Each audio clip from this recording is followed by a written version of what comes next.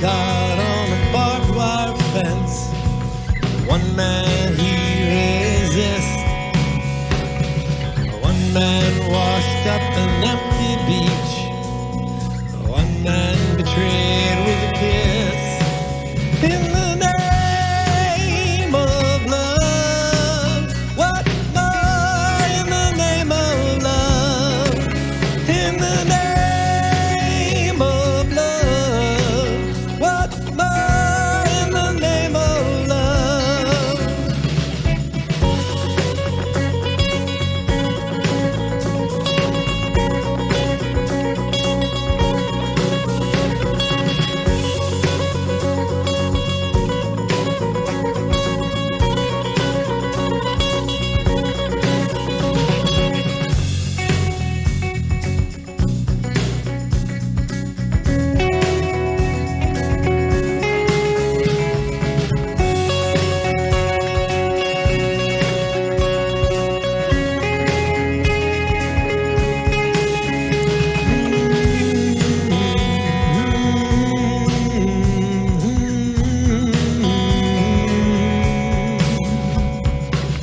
Early morning, April 4th, a shot rang out in the Memphis sky.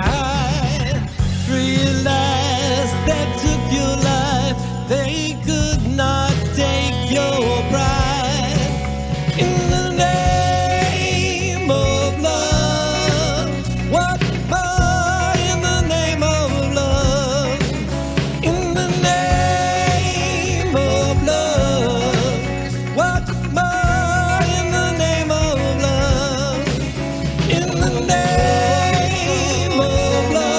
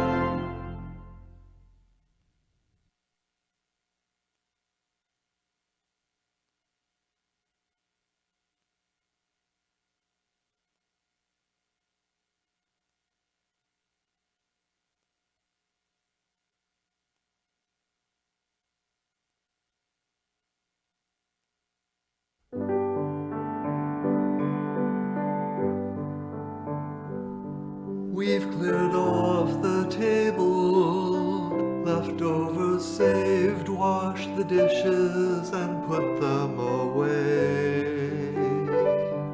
I taught you a story, tucked you in tight, at the end of your not day.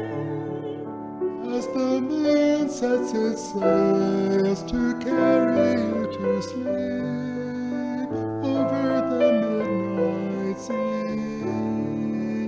I will sing you a song now and sang to me. May it keep you good company. Oh, you can be anybody you want to be. You can love whomever you will. You can travel any country where your heart beats, and that I will love you still. You can live by yourself, you can gather friends around, you can choose one special one. And the only measure of your words and your deeds will be the love you leave behind when you're done. There are girls who grow up strong and bold. There are boys quiet and kind. Some race on ahead, some follow behind, some go in their own way in time. Some women love women, some men love men, some raise children, some never do. You can dream all the day, never reaching the end of everything possible for you.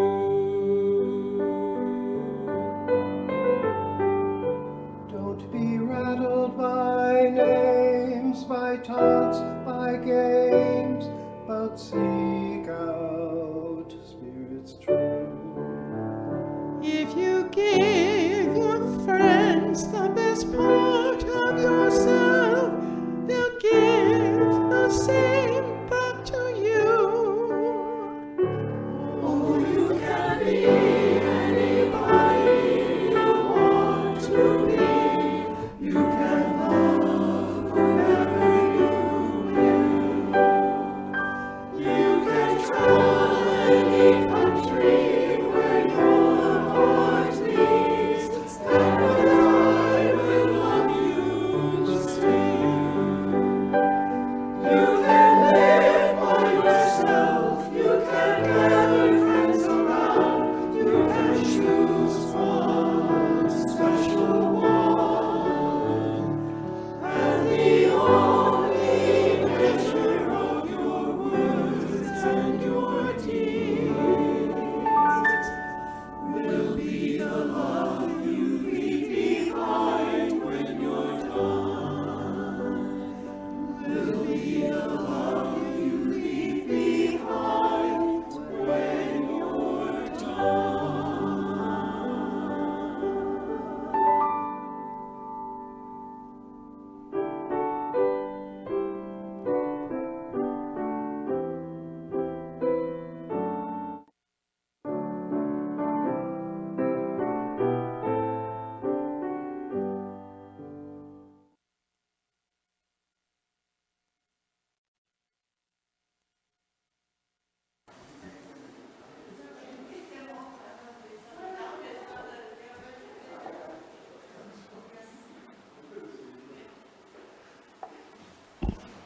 We ring this bell 3 times. The first is to call us into relationship with those whom we owe a debt. Our forebears who preceded us here and once occupied this land, most of us now call home.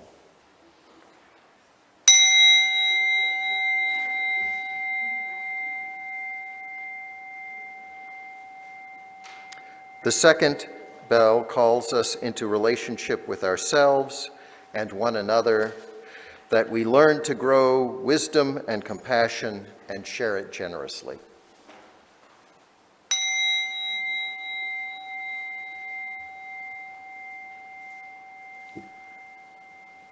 And the third calls us into relationship with our children's children, out to the seventh generation, helping us to realize that what we do now will be felt by those who come after us.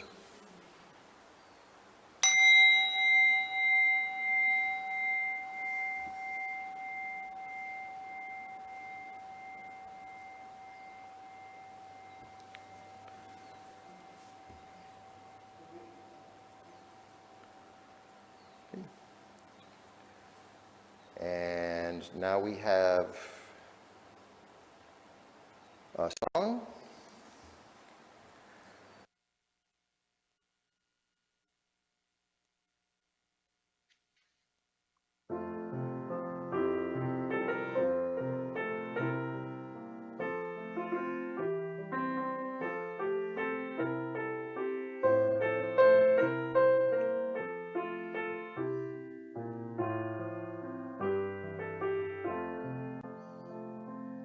Come, come, whoever you are, wanderer, worshipper, lover of living, yours is the caravan of despair.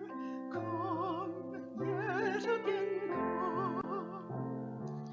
Come, come, whoever you are, wanderer, worshipper, lover of living, yours is no caravan of despair. Come, yet again come.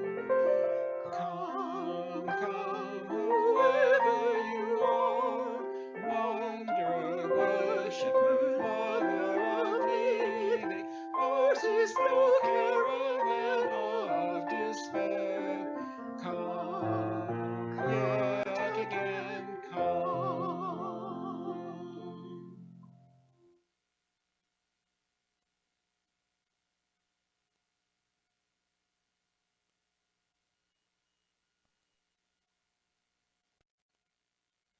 Good morning. Welcome to Mission Peak Unitarian Universalist Congregation. My name is Eric Ryan, and I'm a member of the board. We are so glad you joined us this morning. Unitarian Universalism is a radically inclusive, non-doctrinal, non-dogmatic, open-minded, and open-hearted faith. We are people who are all coming at truth from different paths. We gather together across different identities, experiences, and beliefs to affirm and promote the inherent worth of every person. Together, we see our job to love the hate out of the world, heal the hurt in ourselves and one another, and to be the change we'd like to see in the world. We use chat and Zoom, or in our Joys and Sorrows book at the door, to share our joys and concerns, personal milestones of importance, which we let around later in the service. Please, if you are connecting virtually, as I am, note them in the chat at the appropriate time in the service. Maybe you're here for the first time. We've been reaching out and asking people to bring their friends because we think the world, especially now, needs some friendly places to gather and find encouragement and hope. We have a social hour after the service where we get together and gather with one another in breakout rooms or on the patio. The worship hosts will give you more information about this immediately after the service. In the meantime, we will put a week up to our weekly newsletter in the chat called Week on the Peak, so you can see all the events coming up. We encourage you to join anything that speaks to you.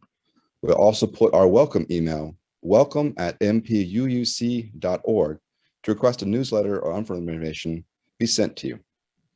For safety reasons, attendees should be masked inside and outside of Cole Hall during the service, preferably with N95 or KN95 masks, which are more effective than cloth masks. We have such masks available at the welcome table in the back. Please help yourself. Eating and drinking are only allowed outside.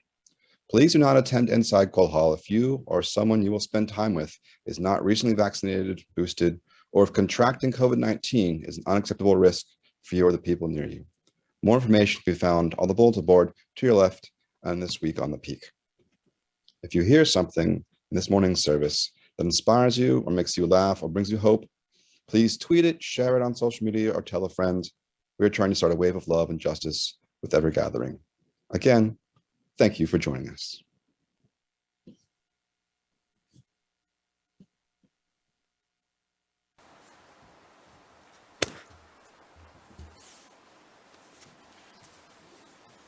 Good morning. My name is Kathy Walcave, and it's my pleasure to welcome you to a launch party.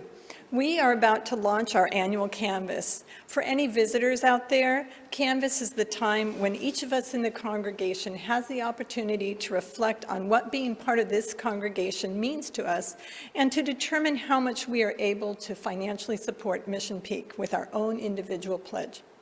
It's a time when we evaluate where we are as a congregation and dream about where we want to go. Because we do not get support from a hierarchical body, our main source of income is from the individual pledges that we each make. Each Canvas I use this time to reflect on what this congregation means to me on 3 levels.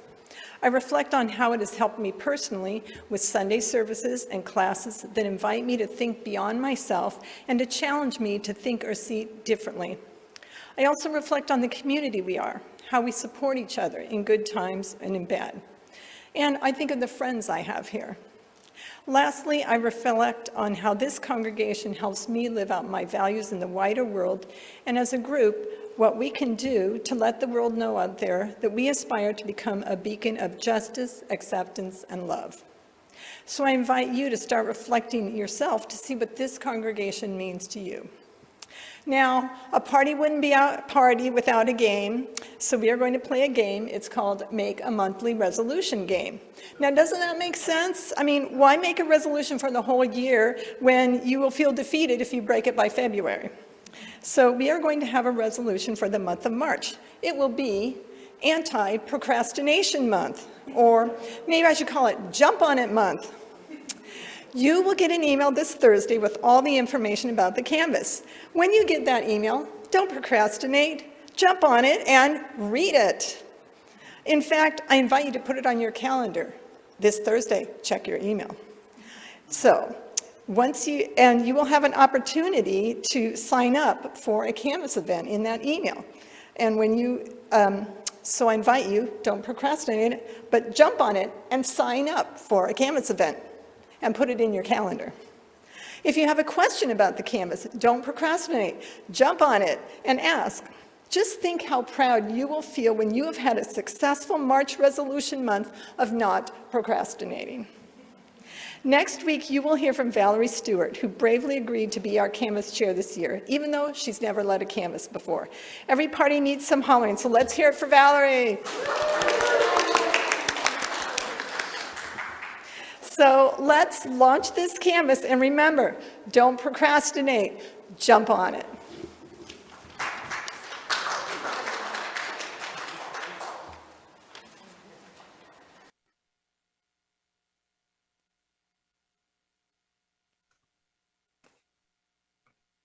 Hello. I'm Paul K. Davis, a member of the Worship Associates.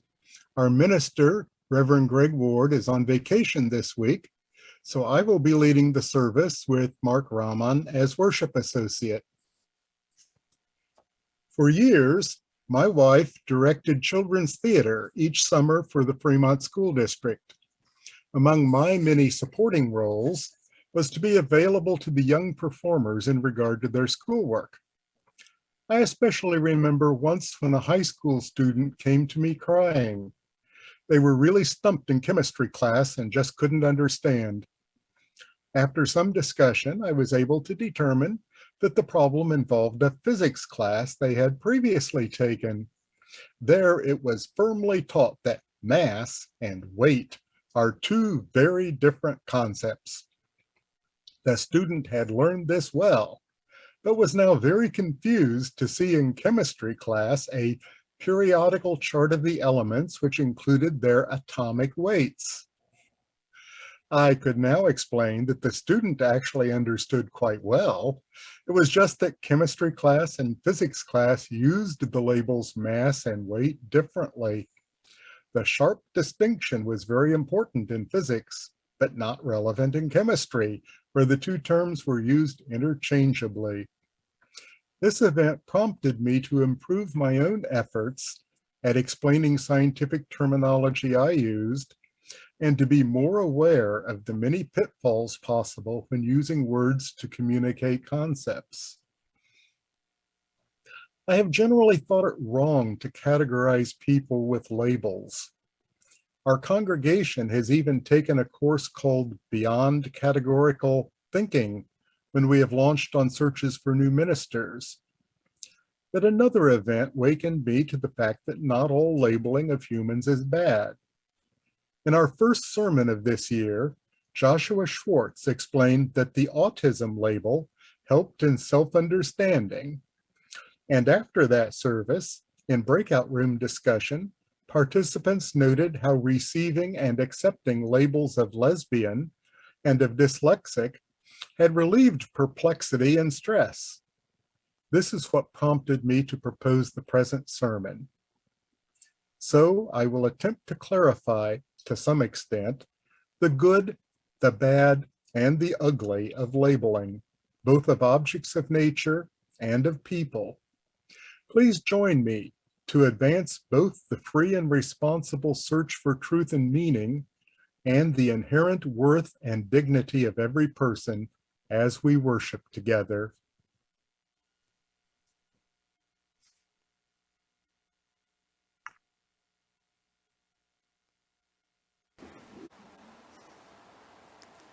And here it is. So please join with me in saying the chalice lighting words. We light this chalice to remind ourselves to treat all people kindly. Because we are all one family. Take good care of the earth. Lives full of goodness and love, because that is how we shall become the best people we can be. Okay, a little story. Now, this story will require a modicum of imagination on your part. O Romeo, Romeo, wherefore art thou Romeo? Deny thy father and refuse thy name, or if thou wilt not, be but sworn my love. And I'll no longer be a Capulet. 'Tis but thy name that is mine enemy. Thou art thyself, though not a Montague. What's a Montague? It is nor hand, nor foot, nor arm, nor face, nor any other part belonging to a man. Oh, be some other name. What's in a name? That which we call a rose by any other name would smell as sweet. So Romeo would, were he not Romeo called. Retain that dear perfection which he owes. Without that title, Romeo, doff thy name, and for that name which is no part of thee, take all myself. Now Juliet knows full well that a name change would not make a difference to her kinsmen. Should they find him, Romeo would be toast regardless of his name. She is leaning on the magical qualities of symbolic reference, one that even so could not possibly happen. We feel that the abstract nature of a symbol, a word with the ability to call up the existence of a thing not in its absence, extends to embodying the spirit of the thing referred to. I said earlier you would need to use your imagination. You have the background to imagine the scene, the context, and the tension. The audience is as important as the storyteller in the communication. Juliet could be the audience that would accept a name change as binding, but her kinsman would not. Every use of the names takes into account who the audience is, or it fails along the way. For another aspect, the poem My Friend by Khalil Gibran. My friend, I am not what I seem. Seeming is but a garment I wear, a care-woven garment that protects me from thy questionings and thee from my negligence. The I in me, my friend, dwells in the house of silence, and therein it shall remain forevermore, unperceived, unapproachable. I would not have thee believe in what I say, nor trust in what I do, for my words are naught but thy own thoughts in sound, and my deeds thy own hopes in action. When thou sayest, the wind bloweth eastward, I say, aye, it doth blow eastward. For I would not have thee know that my mind doth not dwell upon the wind, but upon the sea. Thou canst not understand my seafaring thoughts, nor would I have thee understand. I would be at sea alone. When it is day with thee, my friend, it is night with me. Yet even then I speak of the noontide that dances upon the hills, and of the purple shadow that steals its way across the valley. For thou canst not hear the songs of my darkness, nor see my wings beating against the stars, and I fain would not have thee hear or see. I would be with night alone. When thou ascendest to the high heaven, I descend to my hell. Even then thou callest to me across the unbridgeable gulf, my companion, my comrade. And I call back to thee, my comrade, my companion. For I would not have thee see my hell. The flame would burn thine eyesight, and the smoke would crowd thy nostrils.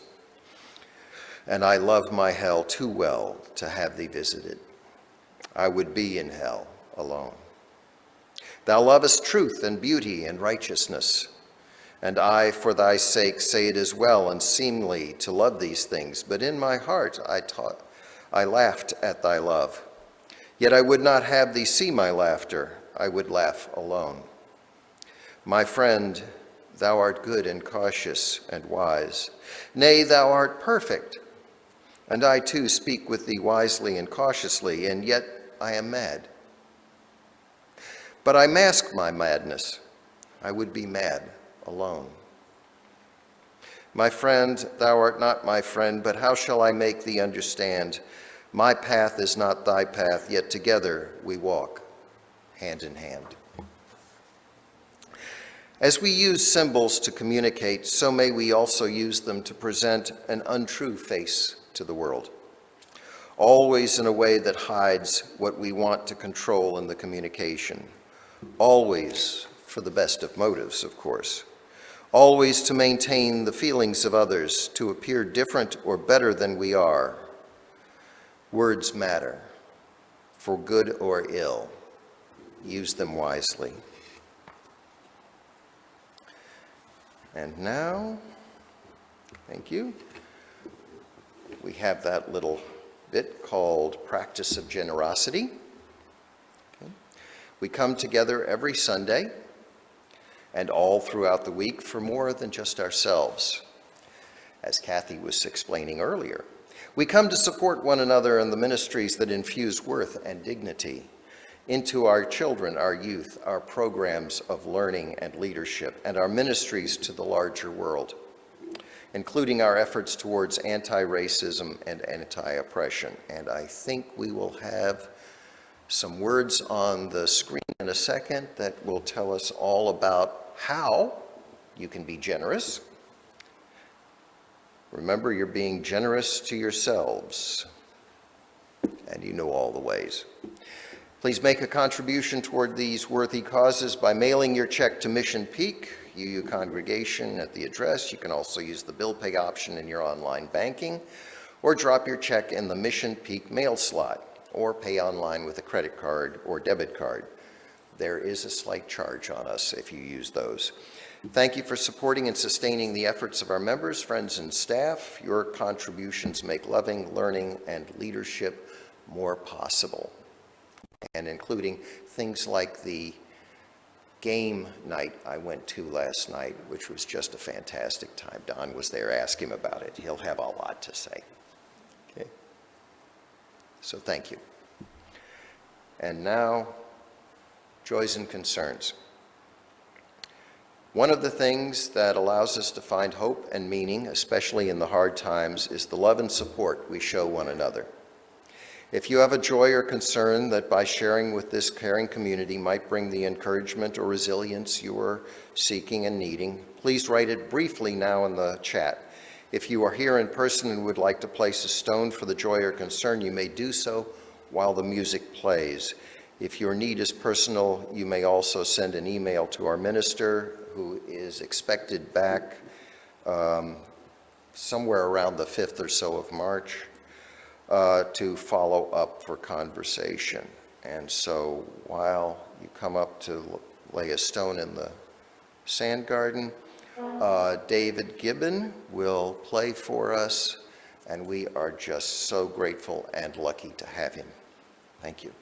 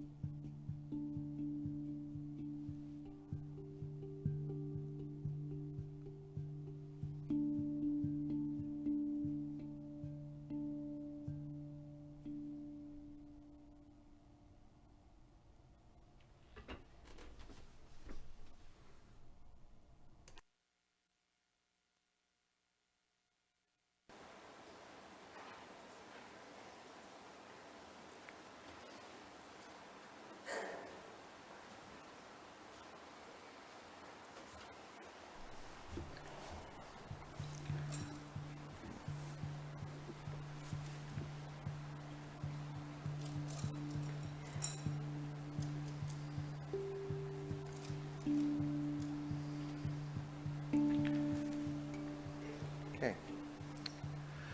We have a couple of concerns. Oh.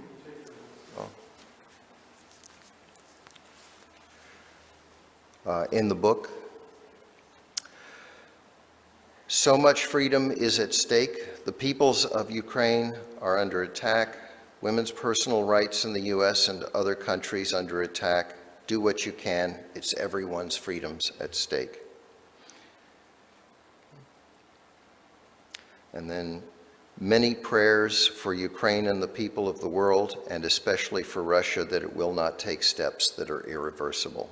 From Allison. Now, and have we dropped one last stone for all of those concerns? Thank you, Kathy. Now we move into more music. And my theme today, of course, is names and categorizing. This hymn, we ask you to sing along, talks about the word God and how we use that name.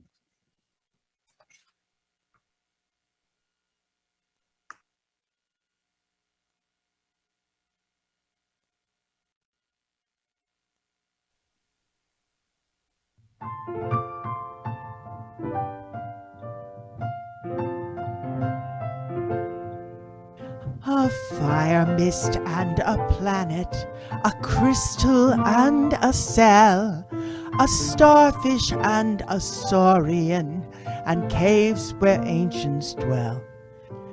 The sense of law and beauty, a face turned from the sod. Some call it evolution, and others call it God. Haze on the far horizon, the infinite tender sky, the ripe rich tints of cornfields and wild geese sailing by. And over high and lowland, the charm of goldenrod. Some people call it autumn, and others call it God. Like tides on crescent sea beach, when moons so new and thin, into our hearts high yearnings come welling, surging in. Come from the mystic ocean, whose rim no foot has trod. Some people call it longing, and others call it God. A century lone and frozen, a mother starved for her brood, and Socrates dread hemlock, and Jesus on the rood. And millions who, though nameless, the straight hard pathway trod. Some call it consecration, and others call it God.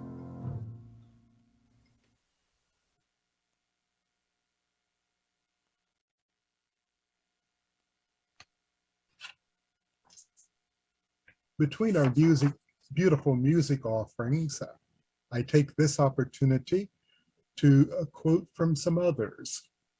First, from the book of Genesis, chapter 2, verse 19. Now the Lord God had formed out of the ground all the wild animals and all the birds in the sky. He brought them to the man to see what he would name them. And whatever the man called each living creature, that was its name. Now from William Shakespeare. Beauty itself doth of itself persuade the eyes of men without an orator. And finally, words of Bishop Desmond Tutu. A person is a person because he recognizes others as persons. Now more music.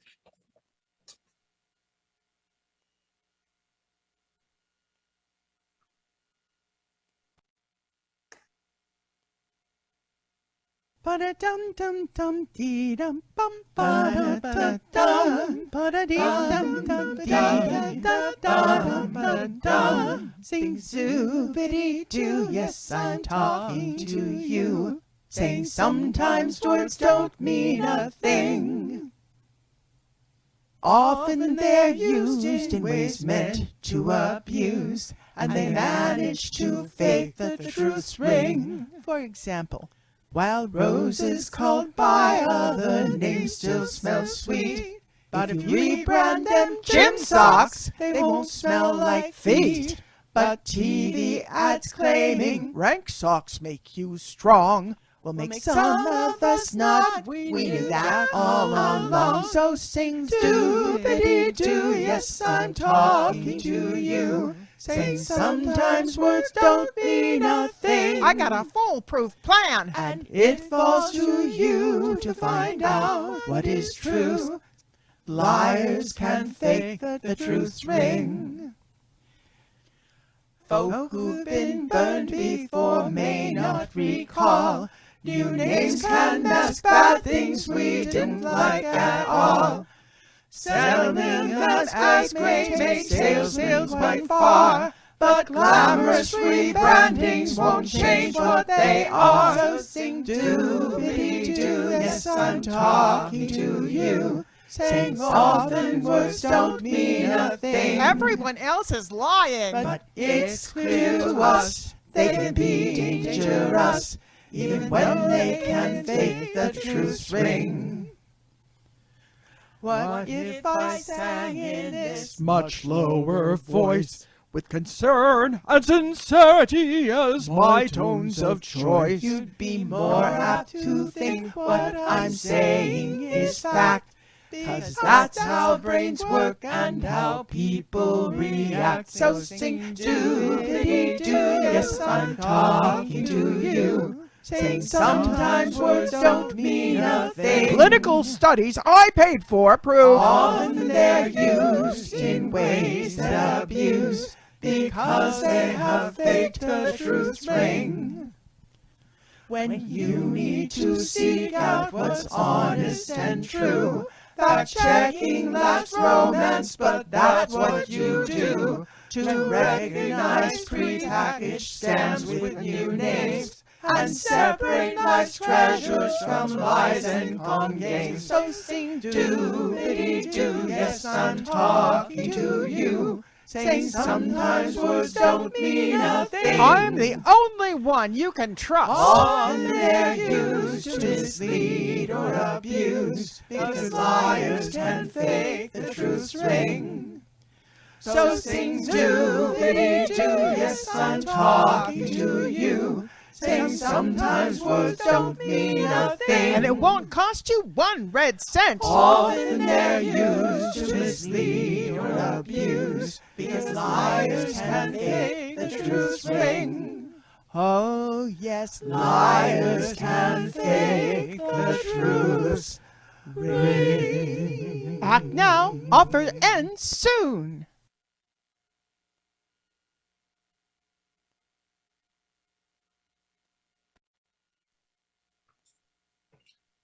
Thank you, Nudie. I'm not sure what I can add to that, but I will try. Keep going. In the Jewish and Christian Bible, God directs the first human to name the animals. Some have even thought that the ability to give names is the critical distinction between people and non-human animals, though there is evidence that we are not alone in this ability. Presumably from the beginning of language, it has been recognized that a name can be either for an individual or for a category. For example, Paul versus human, or Pluto versus planet. There are many sorts of categories. For instance, Paul and Pluto both belong to the category of individuals whose names begin with the letter P. This is not a descriptive category like human or planet, but still a useful category since we are accustomed to organizing many things in alphabetical lists. But naming and categorization are both tricky processes. Is Romeo a Montague? Is Hiawatha a person? Is a perfumed plastic flower a rose? Is Pluto a planet? So now I delve into the histories of labels, trying to discern which labelings and categorizations are beneficial, which are detrimental, and which are irrelevant. I will consider whether the categories provide true and useful information, or hide falsehoods, or distract from solving problems. I will step into the water with the question about Pluto, and then venture deeper with questions about people. The word planet comes from a Greek word meaning wanderer. From ancient times, there were 7 planets, the 7 easily visible astronomical bodies which move against the background of the stars, used to name the 7 days of the week: Sun, Moon, Mars, Mercury, Jupiter, Venus, and Saturn. But in 1543, Copernicus proposed that the sun, not the earth, is at the center of the universe. This concept took more than a century to be accepted. In fact, there may still be flat earthers around, but it preserved the magic number 7, as Earth became a planet when sun stopped moving. Though planet was now a less intuitive concept, for Moon orbited Earth, while Earth and the other planets orbited Sun. But there was another advantage to this shift in terminology. Sun is a creator of light, whereas the other planets are reflectors of light. The Sun is also much, much larger than any of the planets. Earth is a reflector rather than creator of light and fits in the middle of planet size. Thus, the new category, planet, was united by several characteristics, not just one. The usefulness of finding a category united by 3 or more characters is that if you find a new object with 2 of those, it is sensible to consider that it might also have the third. The advantage of naming the category is to make it easier to think about and talk about such sub-objects. Or, to put it more simply, our words should match nature, not the other way around.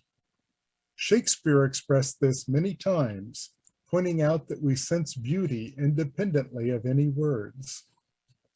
Similarly, the category autist brings together people who generally have a variety of characteristics in common, some of which were listed for us by Joshua Schwartz nearly 2 months ago.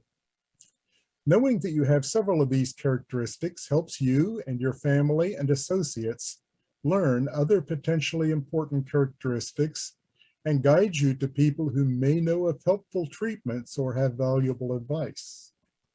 But we must also remember an explanation Joshua quoted from Dr. Stephen Shore, that, quote, if you've met one individual with autism, you've met one individual with autism, unquote.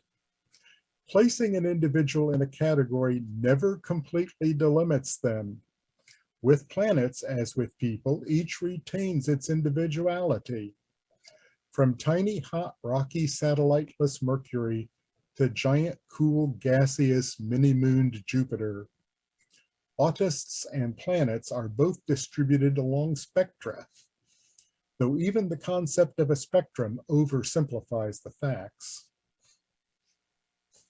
In 1610, Galileo turned the newly invented telescope to Jupiter and observed 4 previously unknown bodies orbiting it.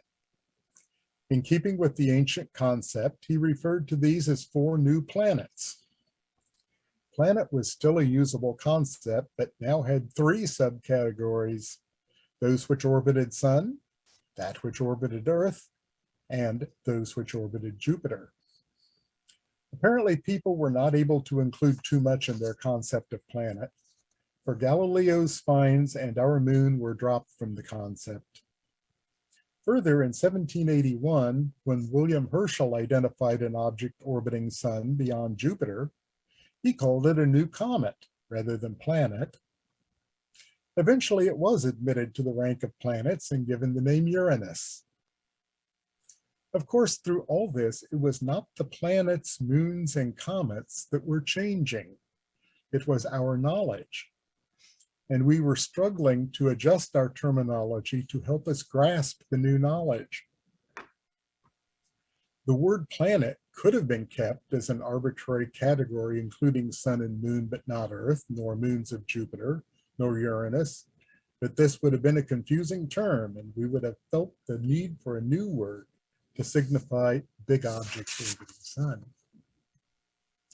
Sometimes, of course, new knowledge completely bursts the seams of our old words, and we need to invent new ones, such as electron or quark.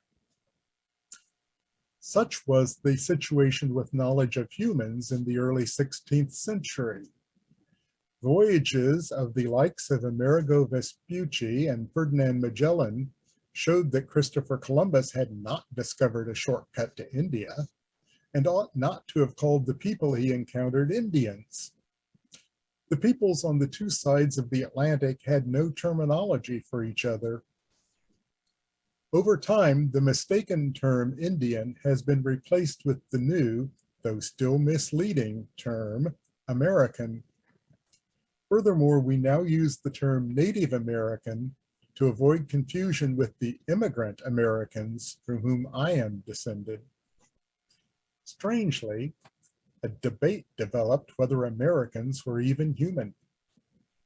Priests wanted to preach to them, but conquistadors wanted to enslave them. Formal debates on the topic were actually organized by European rulers. Their existence upset the European division of humanity into three races, supposedly descended from the three sons of Noah, Shem, Ham, and Japheth, and assigned by God to the three continents, Asia, Africa, and Europe.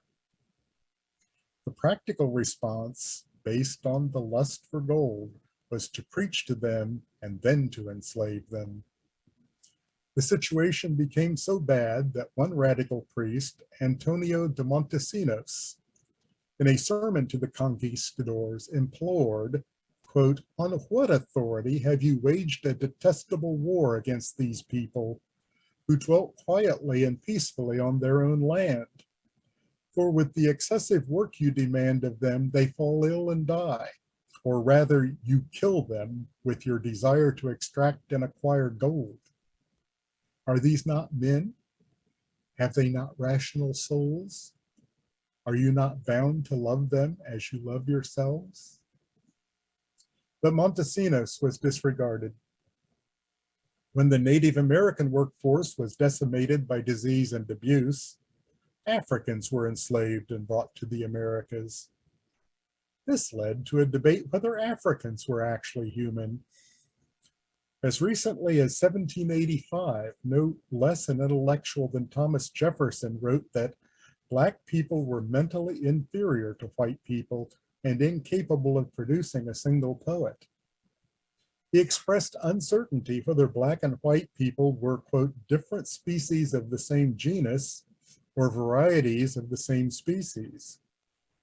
By the end of his life, he was the father of at least 6 children labeled Black, but still refused to make any definitive statement for abolition of slavery. But the revolutionary notion that all people are people had not been completely suppressed. Carl Linnaeus does not present as a revolutionary, but he was at the front line in far-reaching intellectual revolutions.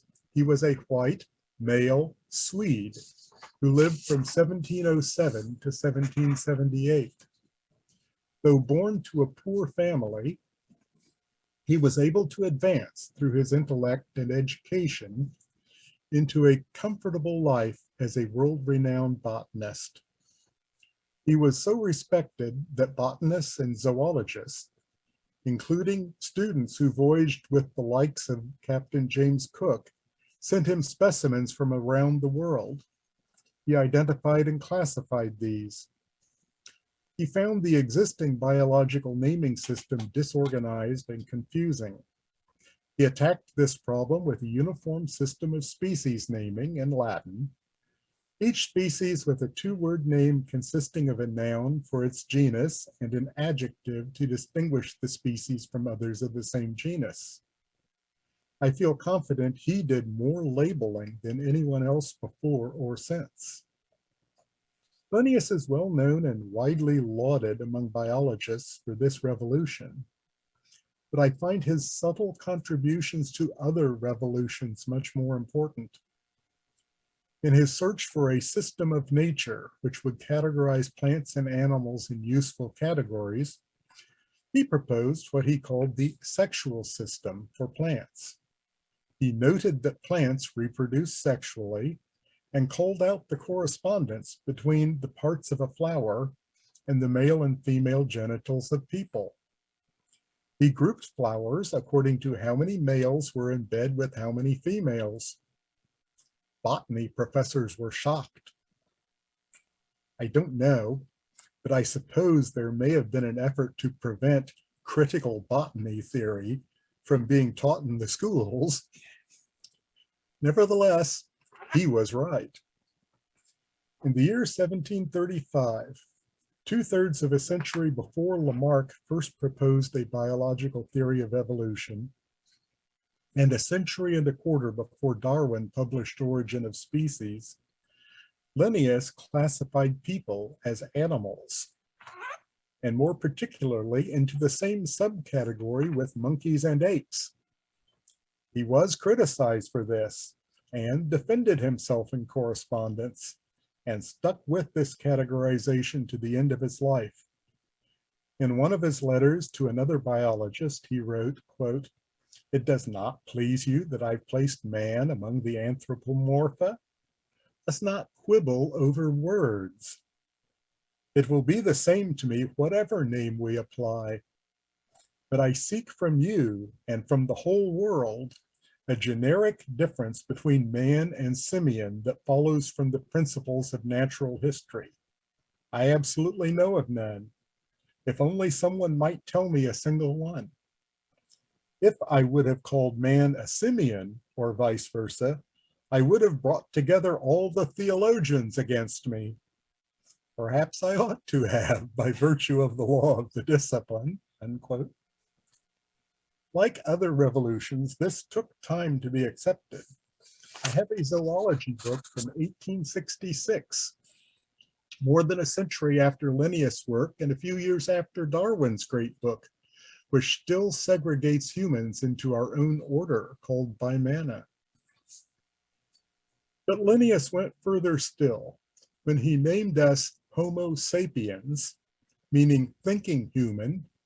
He listed who he included: Americans, Europeans, Asians, and Africans. To him, it was a simple scientific question who was a human, and whether humans and apes should be classified together. The United States is only slowly catching up with what Linnaeus proclaimed decades before our War of Independence. In 1868, after Civil War, we adopted into our Constitution a provision making African Americans equal to European Americans, though laws and enforcement of laws still lagged far behind this provision. In 1879, Judge Elmer Dundy ruled that American Indians are persons, though again, we are still working toward fully respecting their rights. In 1920, we gave women the right to vote, though full equality has not yet been firmly stated even in the Constitution.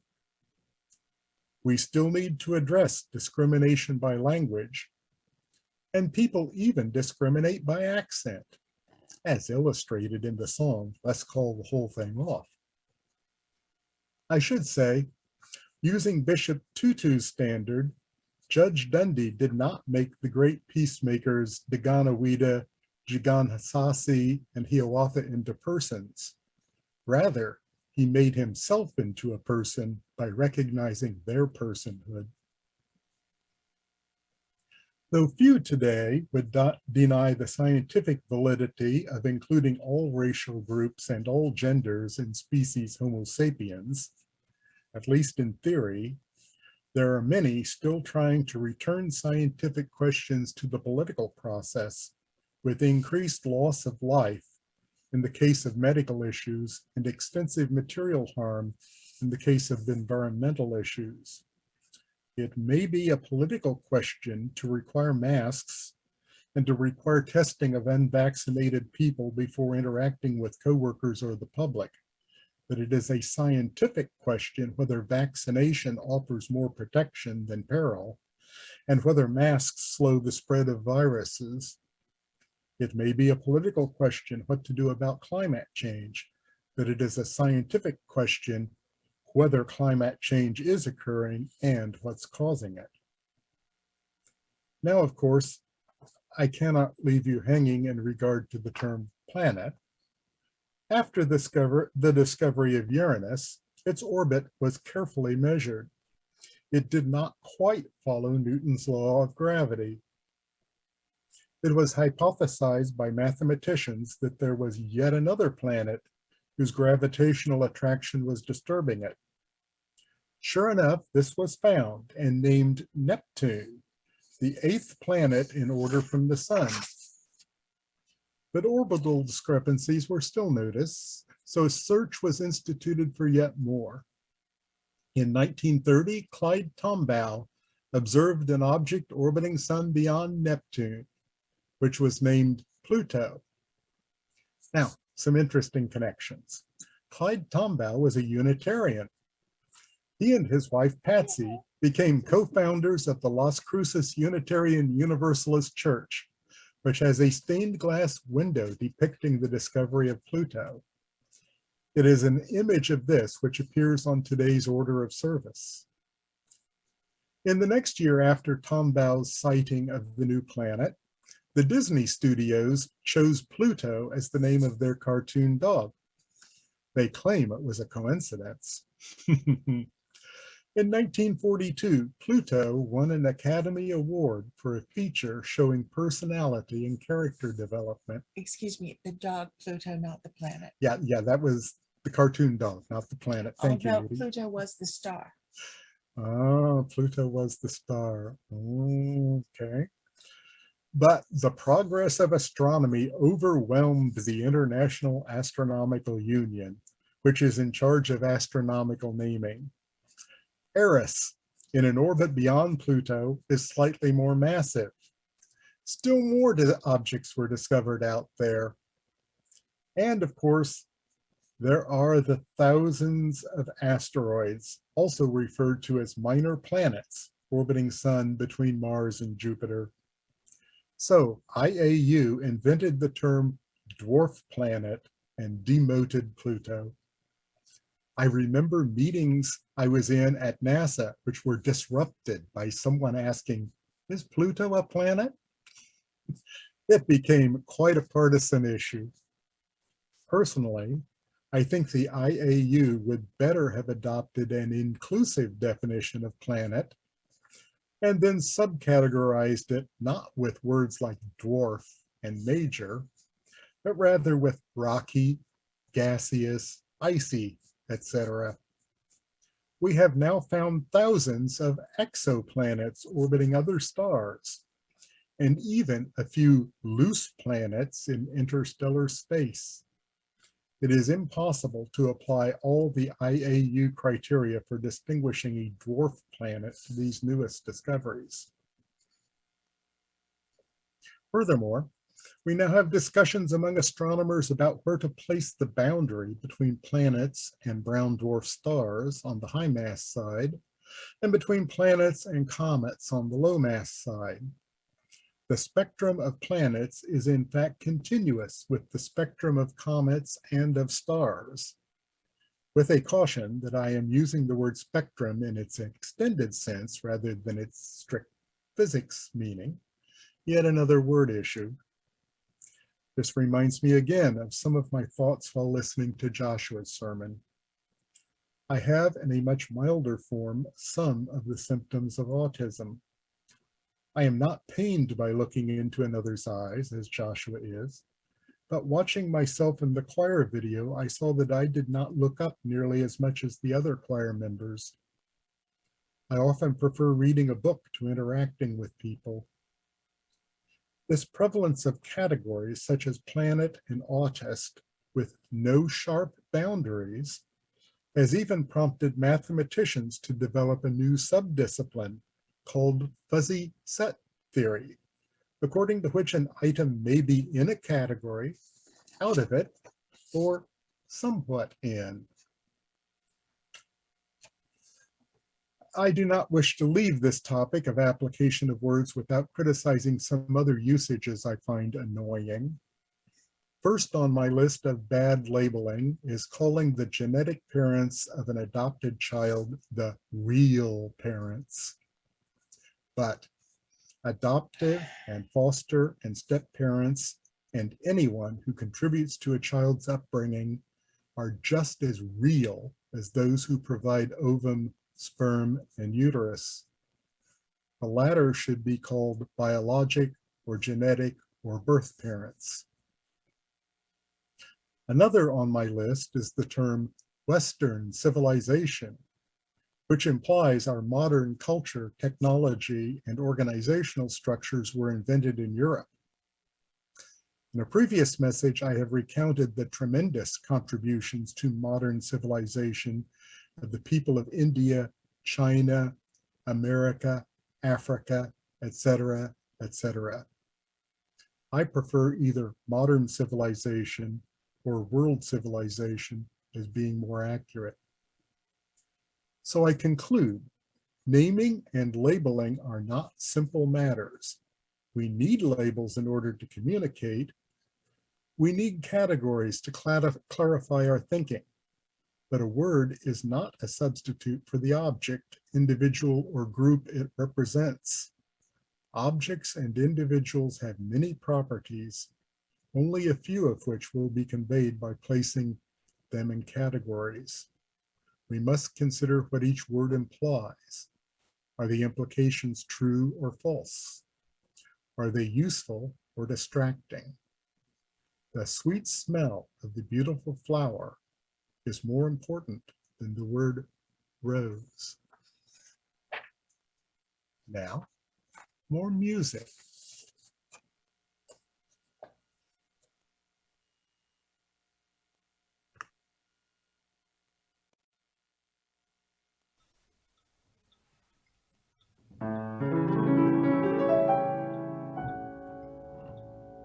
Things has come to a pretty pass.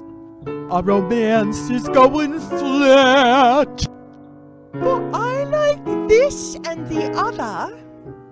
Well, I go for this and that.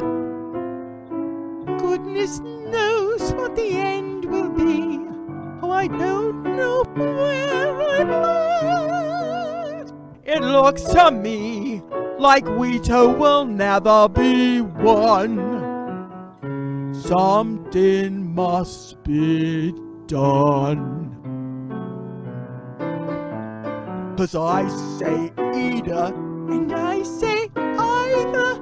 I say neither, And I say neither. either, Either.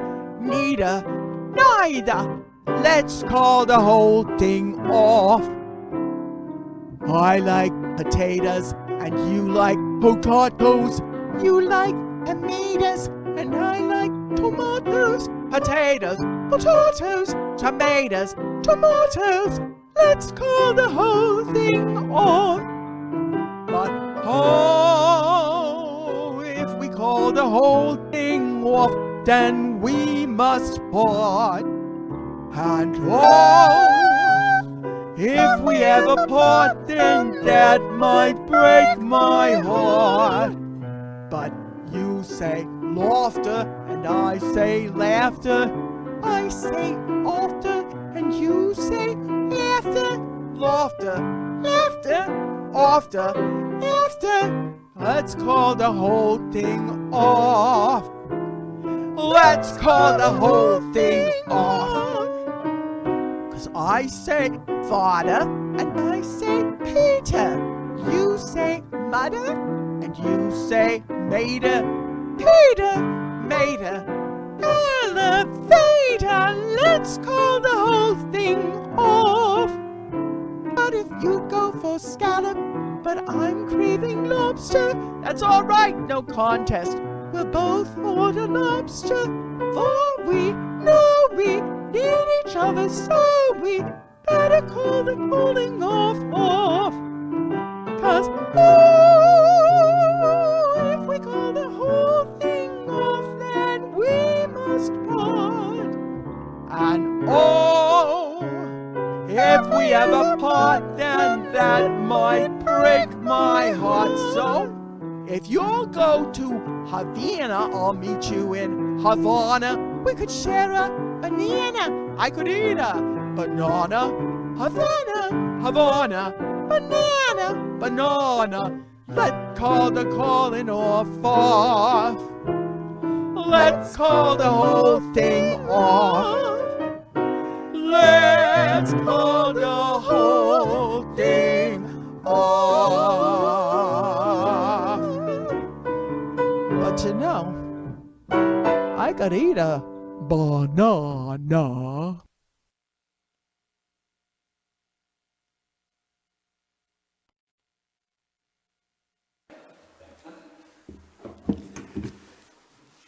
Wow. Thank you, Nudie. And my goodness. Okay. So, All we need now are some words, and we will begin the beginning of the end. Please repeat with me. We extinguish this flame, but not the light of truth, the warmth of community, or the fire of commitment. These we carry in our hearts until we are together again.